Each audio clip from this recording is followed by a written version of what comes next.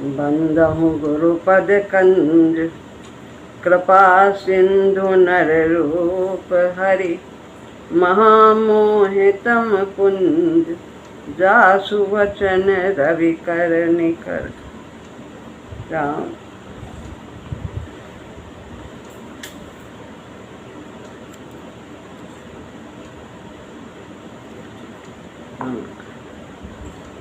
आध्यात्मिक साधन भाग 2 पुस्तक में हम सभी अध्याय 2 श्रद्धा के विषय में महाराज जी ने जो बातें लिखी हैं उसे सुन रहे थे और समझने का प्रयास कर रहे थे।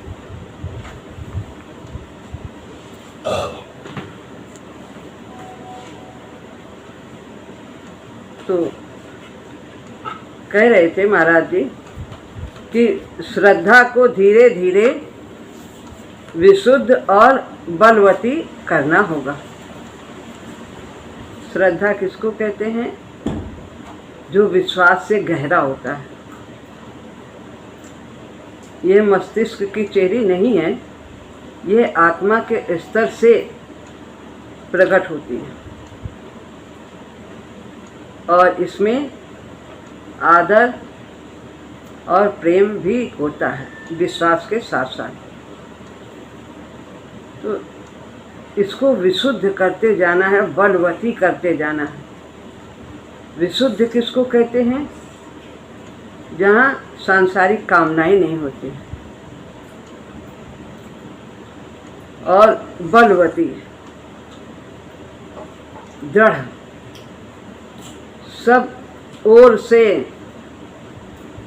जो हमारी डोरी सब ओर फैली है, सभी से हम आशा लगाए रहते हैं, जाने कितने लोगों से, देवी देवताओं से।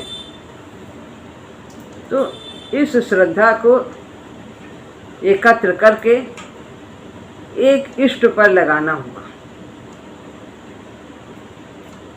तो इससे बलवती होती है।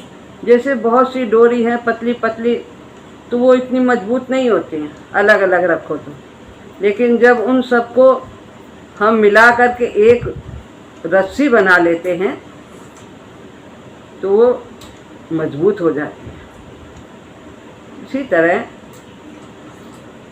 श्रद्धा को जो बिखरी हुई है उसको समेट कर एक अनन्यता में स्थिर करना होगा। प्राथमिक अवस्था में श्रद्धा के साथ ही साथ आशाओं का जुड़े रहना स्वाभाविक है, रहती हैं। हम आते हैं आरंभ में शरणागति पहले करते हैं, शरणागति में थोड़ी कामना भी रहती है, लेकिन शरणागति एक की ही होती है। कामना भले ही हो, लेकिन हम शरण एक के ही होते हैं। तो हम जिसकी शरण होते हैं, महाशक्ति माँ की, प्रभु की, एक ही बात है। तो फिर वो हमारी सारी कामनाओं को स्वतः ही शांत करती चली जाती है और हमें एकनिष्ठ बनाती जाती है। यह है कि आरंभ में हो सकता है हमारी आशाएं जुड़ी हों, सांसारिक कामनाएं जुड़ी हों भगवान से कुछ पाने की, फिर भी वो विषाद धन्य है जो प्रभु चरणों में स्थिर राहत पैदा कर दे। वो दुख भी धन्य है। किसी भी दुख से यदि हम प्रभु के द्वार आते हैं और फिर वो दुख हमें अनन्यता की ओर ले जाता है, स्थिरता की ओर ले जाता है, दृढ़ता की ओर ले जाता है, हमारा विश्वास दृढ़ होता जाता है, तो फिर वो ऐसा दुख धन्य है। और आए और चला जाए, हम काम के लिए आए भगवान के पास और फिर काम बन गया, फिर कुछ दिन के लिए बैठ गए और फिर जब काम लगा फिर आ गए, तो वो व्यापार हो जाता है, उसमें उतनी स्थिरता नहीं रहती। विषाद आया और हम फिर आए तो फिर पलटे नहीं दूसरी ओर। तो ऐसा विषाद धन्य है जो प्रभु चरणों में स्थिर राग पैदा कर दे, स्थिर कर दे। राग बुरा नहीं है, लेकिन अगर संसार से होता है तो ये अवगुण माना जाता है, लेकिन यदि हम ये प्रभु से करते हैं तो ये अनुराग बन जाता है। अनुराग जो कभी जाए ना। संसार से राग होता है तो फिर वो आता और जाता है, क्योंकि हमारी दृष्टि सांसारिक रहती है। हमें उसमें, पदार्थ में, व्यक्ति में, वस्तु में गुण और दोष दिखाई देते हैं। तो जब गुण देखते हैं तो राग रहता है, और जब उसके अवगुण देखते हैं तो हमें द्वेष आ जाता है। और जड़ चेतन गुण दोष में विश्व कीन करता, संत हंस गुण गन गहे पै परिहरि वारि विकार। तो संसार ही गुण और दोष से युक्त है। तो इसमें कोई ऐसी वस्तु नहीं है या व्यक्ति की जिसमें गुण ही गुण हो और जिसमें अवगुण ही गुण हो। 3 गुणों से ये सृष्टि है निर्मित। सब में 3 गुण है, कम ज़्यादा मात्रा होती है। तो ये साधक के ऊपर है कि वो क्या देखता है, गुण देखता है या अवगुण देखता है। हम तो मनुष्य क्या, देवी देवता और तो और हम भगवान में भी गुण और अवगुण दोनों देखने लगते हैं। काम बन गया तो गुण है बहुत अच्छे अच्छे, और नहीं बनाया तो फिर नहीं सुनते, नहीं, अरे नहीं सुनते। तो प्रारंभिक अवस्था में श्रद्धा के साथ ही साथ आशाओं का जुड़े रहना स्वाभाविक है। एकदम से व्यक्ति पूर्ण नहीं होता है, प्रभु के मार्ग पर आता है और फिर धीरे धीरे उसकी कामनाएं शांत होती चली जाती। माता मेरी अमुक कमी को पूर्ण कर देगी और माता मुझे बड़ा बना देगी, सिद्धियां प्रदान कर देगी, मोक्ष देगी, इस प्रकार की अनेक आशाएं श्रद्धा को मलिन कर देती हैं। यहाँ तक कि मोक्ष की कामना भी मलिन कर देती है। भक्त तो मोक्ष भी नहीं चाहता, वो तो बस भगवान की सेवा ही में अपने को संतुष्ट पाता है। तो ये सब कामनाएं जो हैं, कल इनकी चर्चा हुई थी, इनके कारण हमारी श्रद्धा मलिन हो जाती है। लेकिन फिर भी हमें शरणागत होना चाहिए, प्रभु के शरणागत होना चाहिए। ये प्रेरणाएं मस्तिष्क के क्षेत्र में होंगी, भाव के क्षेत्र में, प्राण के क्षेत्र में भी ये इस तरह की जो कामनाएं, प्रेरणाएं हमारे मन में होती हैं, ये सब बना देंगे, हमारे काम पूर्ण कर देंगे, बड़ा काम, बड़ा आदमी बना देंगे, सिद्धियां मिल जाएंगी, मोक्ष, ये सब मस्तिष्क की दौड़ है। और ये हमारे भाव क्षेत्र जो हृदय से उत्पन्न होते हैं और प्राण के क्षेत्र में, प्राण में कामनाएं होती हैं, ये सब वहीं से प्रकट होती हैं। लेकिन आत्मा तो इनसे बहुत ऊपर है। आत्मा के क्षेत्र से ही श्रद्धा पनपती है। इनको पहचानना ही सबसे मुख्य कार्य है। क्या पहचानना है कि ये बाधक हैं प्रभु मिलन में, ये सब कामनाएं बाधक हैं। जिस कार्य के लिए हम आए हैं उसमें इस प्रकार की कामनाएं बाधा डालती हैं, हमारे रास्ते की रुकावट हैं। इतना पहचानना हो। जहाँ काम तहाँ राम नहीं, और जहाँ राम तहाँ काम नहीं। तो बस इतना पहचानना, only understand and recognise it. यह पहचानने में भी आँख मिचौली खेलती है। आँख जो है वो बार बार उधर इग्नोर कर देती, कभी हमारी दृष्टि उस पर पड़ती है और कभी नहीं पड़ती है। कभी हम अपनी पीठ थपथपा लेते हैं, भाई ये सब गृहस्थी है, अब ये सब कामना नहीं करेंगे तो कैसे चलेगा, काम चलेगा। और अच्छा काम किया है तो बड़ाई क्यों नहीं चाहेंगे, ज़रूर चाहेंगे, सब लोग तारीफ करें, इसीलिए तो फिर ये करते हैं। अपनी प्रशंसा कौन नहीं चाहता। इस तरह की ये कभी प्रकट होती हैं और कभी छिप जाती, कभी इनका भान नहीं होता है कि हमें ये चाहिए, लेकिन कभी कभी ये प्रकट भी हो जाती। ये कामना हमारी प्रकट होती है और कभी सुप्त चेतना में चली जाती है। अंदर ही अंदर चाहते हैं लेकिन वो प्रकट नहीं होता, और जब कभी प्रकट होती तो बड़े प्रसन्न होते हैं।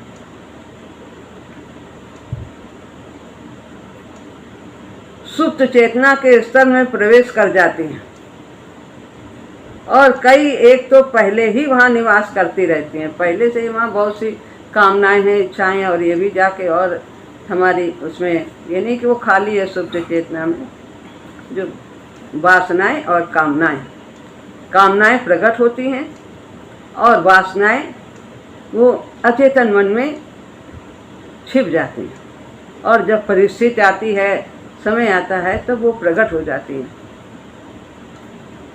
तो ये वासनाएं जो वास करती हैं अचेतन मन, और कामनाएं, ये इच्छाएं, ये प्रकट हो जाती हैं कि हाँ हमें ये चाहिए, क्या चाहिए, क्या चाहिए।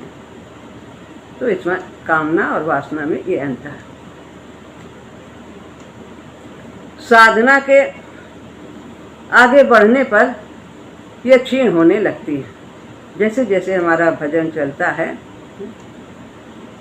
भगवान का सुमिरन चलता है, सेवा चलती है प्रभु की, तो हमारे जो है उच्च चेतना का अवतरण इतना तीव्र होता है। उच्च चेतना कौन? भागवती चेतना। उसका प्रवाह हमारे अंदर छिपे हुए अचेतन मन के सारे संस्कारों को खोद डालती है और फिर उन्हें अपने विमल प्रवाह से धो डालती है। जब हम साधन करते हैं तो उच्च चेतना यानी भागवती चेतना हमारे सहस्रार्थ के माध्यम से हम में अवतरित होती है, और हमारे अंदर जितने भी अचेतन मन में संस्कार हैं, दबे हुए हैं, उनको वो पहले खोदती है। क्यों खोदती है? वो इतनी जम जाती है, सिल्ट जैसे बन जाती हैं। जैसे सिल्ट बनती है तो उसके ऊपर पानी अगर बहता है तो उसको वो बिल्कुल उससे फर्क नहीं पड़ता, वो ज्यों की त्यों सिल्ट बनी रहती है और ऊपर से वो पानी बहता रहता है, लेकिन मट्टी धूल सब जमी है। लेकिन ये क्या, जब उसको खोद कर देते हैं, खुदाई कर देते हैं, तब फिर वो मट्टी धूल को निकालती हुई प्रवाह, तेज प्रवाह उसको बहा ले जाता है। नहीं तो तेज प्रवाह है तो भी वो जमा ही रहता है।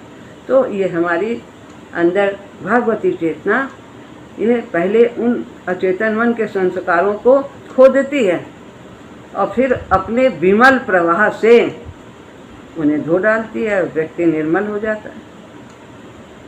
तो इसी तरह साधना करते करते ये सब हमारी जो कामनाएं हैं जो ऊपर कही गई हैं, वे सब धीरे धीरे क्षीण होती चली जाती हैं और व्यक्ति शांत होता चला जाता है। जब तक कामनाएं हैं हम अशांत ही रहेंगे, क्योंकि इनका पहिया चलता रहता है। पहला है, 3 तीली है इनके। पहला है प्रयत्न,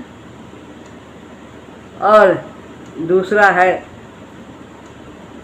प्राप्ति, और फिर बाद में फिर प्रयत्न। नहीं, पहला है कामना होती है, इच्छा होती है, और फिर उसके लिए प्रयत्न होता है, फिर उसकी प्राप्ति होती है, और फिर वो कामना का पहिया फिर ऊपर आ जाता है, चक्कर उसका तीली, और फिर इस तरह हमारा कामना, प्रयत्न और प्राप्ति चलती रहती है निरंतर। एक पूरी हुई फिर दूसरी आ जाती, तीसरी आ जाती। ये कभी भी संतुष्ट नहीं हो सकती। कब संतुष्ट होगी? जब हम प्रभु की शरण आएंगे तभी। इसमें जैसे अग्नि में जितना घी डालो उतना ही वो और प्रबल होती चली जाती है। ऐसे ही जितनी इनकी पूर्ति करो उतनी ही इनकी और ये कामनाएं तीव्र होती चली जाती हैं। तो प्रभु की शरण में आए बिना ये शांत नहीं हो सकते।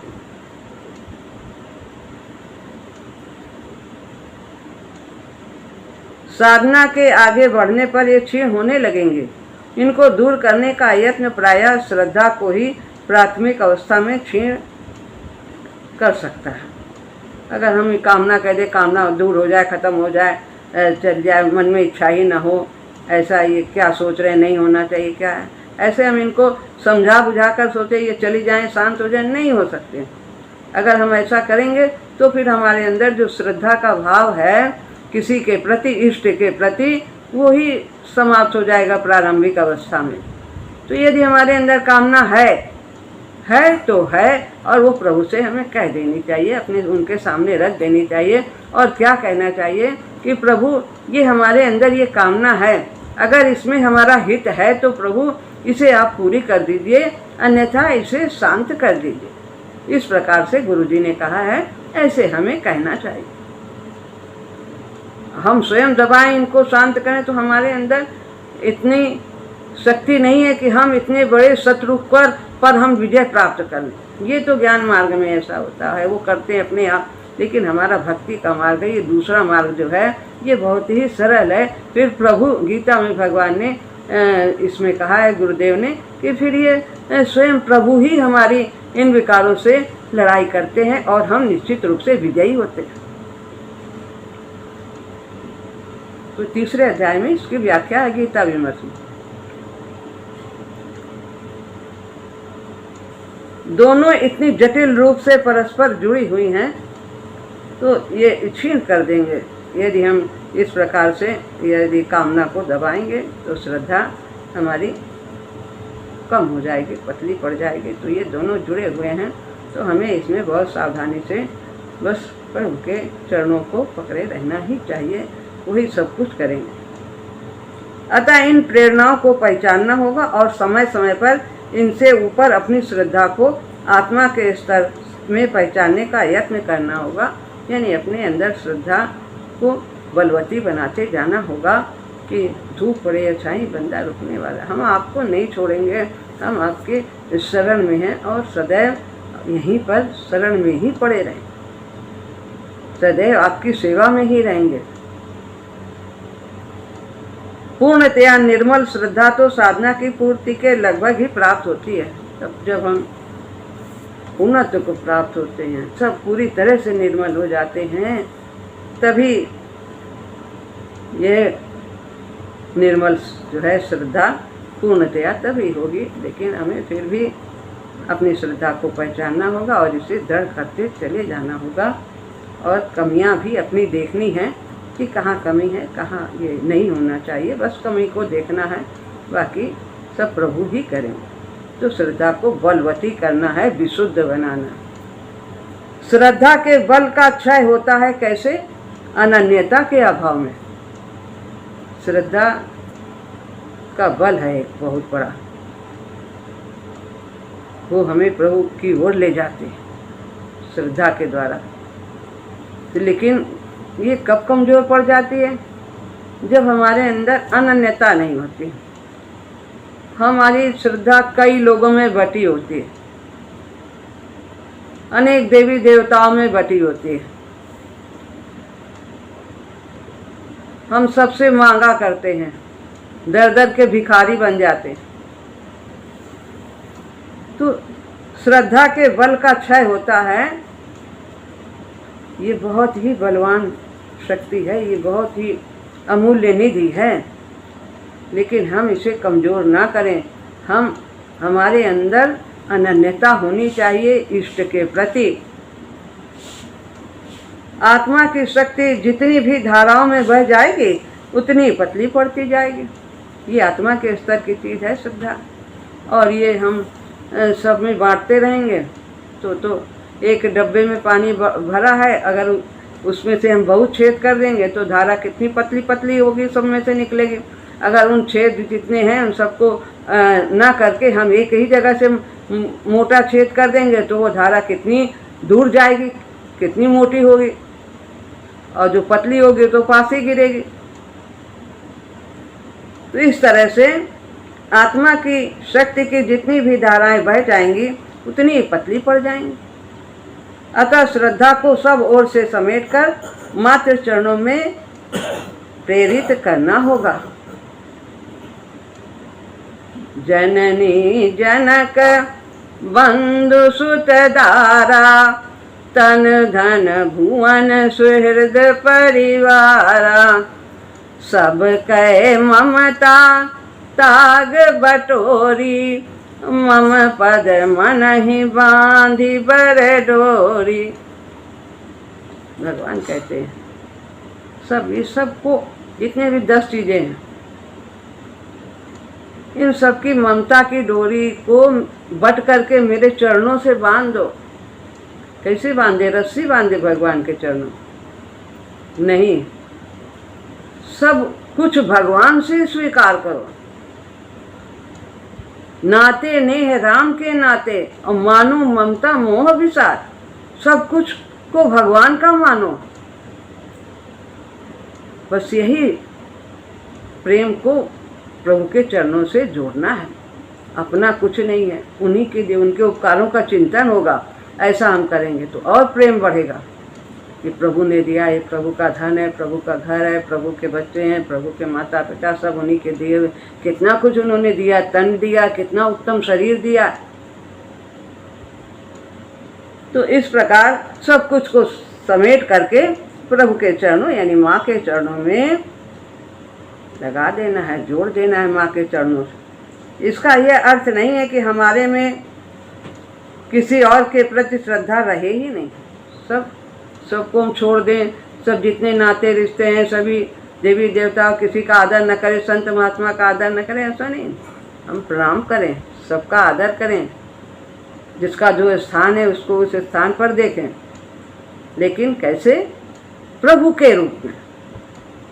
प्रभु के रूप में, इसमें हमारे प्रभु विराजमान है, आत्मा के रूप में विराजमान है। इस तरह से माता जाए जो भी कपड़ा पहन लेगी, साड़ी पहन लेगी, तो बच्चा तो उसमें माँ ही देखता है। तो ये तो सब ऊपर के कपड़े हैं, रूप रंग।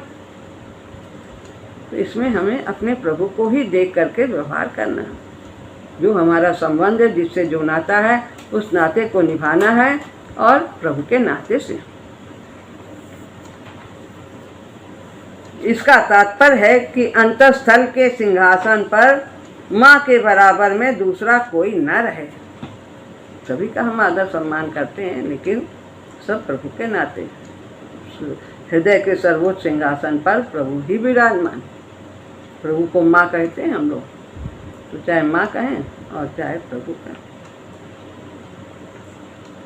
नाता नेह राम सो मनियत सुहृद सुसेव जहाँ लो। सब राम के नाते से नाता मानना है। जितने भी हमारे सुहृद हैं सबका, जहाँ तक जितना भी पसारा है, सब प्रभु के नाते। श्रद्धा की अनन्यता ही श्रद्धा का बल है। फिर अनन्यता की बात करते हैं कि अनन्यता होनी चाहिए। गीता में तो इसकी अनेक जगह पुष्टि की गई है। भगवान श्री कृष्ण ने कितनी जगह कहा, 8वें अध्याय में, 9वें अध्याय में। श्लोक बोलना कोई आवश्यक नहीं है। तो इसलिए अनन्यता, श्रद्धा की अनन्यता ही श्रद्धा का बल है। जो अनेक देवी और देवताओं की उपासना करता है, जो संसार के व्यक्तियों और भोगों को माँ के बराबर समझता है, वो इस अनन्यता से कोसों दूर है। जो अनेक देवी देवताओं की उपासना करता है, कहा है ना कि अविधि पूर्वक पूजा है। इस प्रकार की पूजा जो हमारा देवी देवताओं का भाव होता है कि ये फला देवी, ये फला देवी, भगवान से उनको हम भिन्न मानते हैं, तो ये अविधि पूर्वक पूजा है। सब भगवान के शरीर के अंग हैं। किसी की भी उपासना करें, लेकिन हमारा भगवत भाव होना चाहिए। ये श्रेष्ठ भाव है।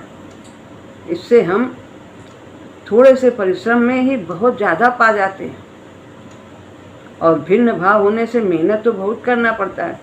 बहुत सामग्री जुटाओ सबके लिए, क्योंकि जैसे देवी है उनको वैसा ही साधन चाहिए। देवता सब रजोगुण प्रधान है, तो उनके लिए वैसी सामग्री भी चाहिए। और लेकिन हम पाते बहुत कम है। और भगवान तो पत्रम पुष्पम फलम तो यो में भक्ता प्रयच्छति तदाम भक्ति उत्पहृतम अस्नामि प्रियतात्मना। वो तो पत्ता, फल, फूल कुछ भी दे दो, जल, सब जो साध्य है तुम्हारे पास, यथा साध्य है दे दो, उसी से खुश हो जाते हैं। भाव ही चाहिए उनको। तो हमारा एक भाव होना चाहिए, सभी में प्रभु का भाव। हम किसी को भी प्रणाम करें, किसी को भी कुछ अर्पण करें, यही हमारा उच्च भाव है, यही है विशुद्ध भाव। यही इसी से सब गीता में अनेक व्याख्यान है भगवान ने किए।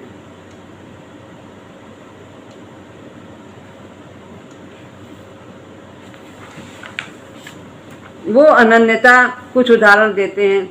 वो अनन्यता जो पत्नी में पति के प्रति होती है, शायद कुछ सीमा तक उस अनन्य श्रद्धा का दिग्दर्शन करा सके। कुछ कहते हैं शायद समझ उससे कुछ आ सके, लेकिन बहुत फिर भी बहुत दूर है उस श्रद्धा से जो साधक में होनी चाहिए। भागवती शक्ति के प्रति, परम प्रिय पुरुषोत्तम के प्रति ऐसी अनन्यता होनी चाहिए। अब व्यभिचारिणी भक्ति होनी चाहिए। केवल एक परमात्मा की ही सेवा करें, किसी और की सेवा ना करें। इसका मतलब सब छोड़ दे, घर द्वार वगैरह सब, बच्चे वगैरह सबको, नाते रिश्ते नहीं। परमात्मा की सेवा का भाव होना चाहिए। व्यवहार के क्षेत्र में हम श्रद्धा को देखते हैं तो वो विभिन्न बातों के रंग में रंगी हुई दिखती है। यह स्वाभाविक है। हमारे श्रद्धा के माता पिता गुरु बड़ों के प्रति, सबके प्रति होती है। सबका हम आदर सत्कार आज्ञा पालन करते हैं और ये स्वाभाविक भी है। लेकिन नाता एक ही रखें, वो धीरे धीरे हमारा उस नाता से हमारा विशेष संबंध हो जाएगा जो एक नाता होता है, प्रभु का नाता। लेकिन हम आरंभ में प्रयास तो कर सकते हैं। बुद्धि भगवान ने दिया है, इसको, इस नाते को जोड़ने का प्रयास करें। सभी नातों में प्रभु से हमारे अनेक नाते हैं। जो नाता हमें मिला है, जिसमें उसका जो नाता हमें प्रिय है, जिसमें उसका चिंतन हमारे लिए सुलभ हो, वही हमें स्वीकार करके आगे बढ़ना होगा। हमें प्रभु से एक नाता मानना है। हम चाहे गुरु का माने, चाहे हम माँ का, पिता का, बंधु सखा, स्वामी सेवक, जो भी नाता, कौन सा नाता महाराज जी कह रहे हैं, जिससे हमें संसार में सुख मिला हो, वो नाता, उसका सुख हमने जाना है तो वो नाता जुड़ने से हम उस प्रेम को पहचानते हैं और वही प्रेम हमें उनके द्वारा प्राप्त सुलभता से होगा और हम उसको पहचान सकेंगे। तो इससे जो नाता संसार में हमें सुख देने वाला प्रतीत होता है, माँ से बहुत सुख मिला है, भाई से, बंधु से, किसी से भी, गुरु से, तो वो नाता हम प्रभु से जोड़ लेते हैं और फिर हमें उसी से आगे बढ़ना। साधन में आगे बढ़ने पर व्यक्ति सभी बातों से ऊपर विशुद्ध एक में स्थित हो जाता है। बाद में सब कुछ उसके अंदर विशुद्ध प्रेम ही हो जाता है। पहले आरंभ में थोड़ी मलिनता रहती, लेकिन आगे बढ़ने पर सब कुछ ठीक हो जाता है। इन बातों को प्रतीत करने के लिए आकार की आवश्यकता हो तो बड़ी खुशी से उसका सहारा लिया जा सकता है। जिन उपायों से नाता सजीव हो, श्रद्धा पनपे, वही सभी स्वीकार करने योग्य है। तो इसलिए नाता वही जोड़ना है जिससे हमारी श्रद्धा और बलवती हो और प्रेम बढ़े और निष्काम प्रेम भाव हो हमारा प्रभु के